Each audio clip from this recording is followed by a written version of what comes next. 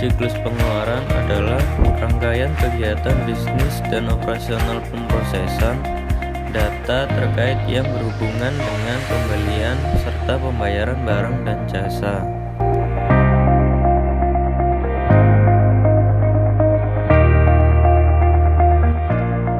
Tujuan utama dalam siklus pengeluaran untuk meminimalkan biaya total, memperoleh dan memelihara persediaan, perlengkapan, dan berbagai layanan yang dibutuhkan organisasi untuk berfungsi. Pihak manajemen diharapkan mampu mengawasi dan mengevaluasi efisiensi serta efektivitas proses siklus pengeluaran yang membutuhkan kemudahan akses ke data terinci mengenai sumber daya yang digunakan dalam siklus pengeluaran, kegiatan yang mempengaruhi sumber daya tersebut, serta para pelaku yang terlibat dalam organisasi.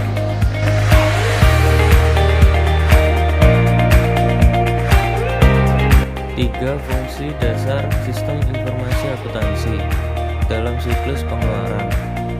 1. Memperoleh dan memproses data mengenai berbagai aktivitas bisnis. 2. Menyimpan dan mengatur data untuk mendukung pengambilan keputusan. 3. Menyediakan fungsi pengendalian untuk memastikan keandalan data dan penjagaan atas sumber daya organisasi.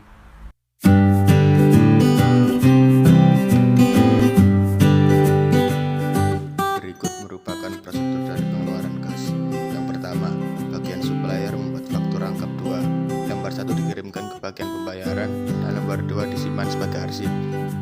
Yang kedua, bagian pembayaran menerima faktur lembar 1 dari supplier.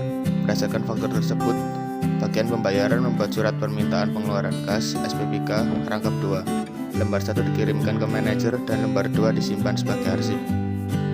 Yang ketiga, manajer menerima SPPK lembar 1 berdasarkan SPPK lembar 1 tersebut. Manajer akan menyetujui SPPK tersebut dan mengirimkan SPPK yang telah disetujui kepada bagian pemegang kas. 4. Bagian pemegang kas menerima SPPK yang telah disetujui. Berdasarkan SPPK yang telah disetujui tersebut, bagian pemegang kas membuat bukti kas keluar. Rangkap 3. Lembar 1 beserta uang dikirimkan ke bagian pembayaran. Lembar 2 dikirimkan ke bagian akuntansi dan lembar 3 disimpan sebagai arsip. 5. Bagian pembayaran menerima BKK. Lembar 1 beserta uang. Selanjutnya bagian pembayaran melakukan pembayaran kepada supplier. 6. Supplier menerima pembayaran dari bagian pembayaran. Berdasarkan pembayaran tersebut, supplier membuat surat pelunasan pembayaran. Rangkap 2. Lembar 1 dikirimkan ke bagian pembayaran dan lembar 2 disimpan sebagai arsip. Nomor 7. Bagian pembayaran menerima SPP lembar 1, kemudian membuat laporan pembayaran LP rangkap 2.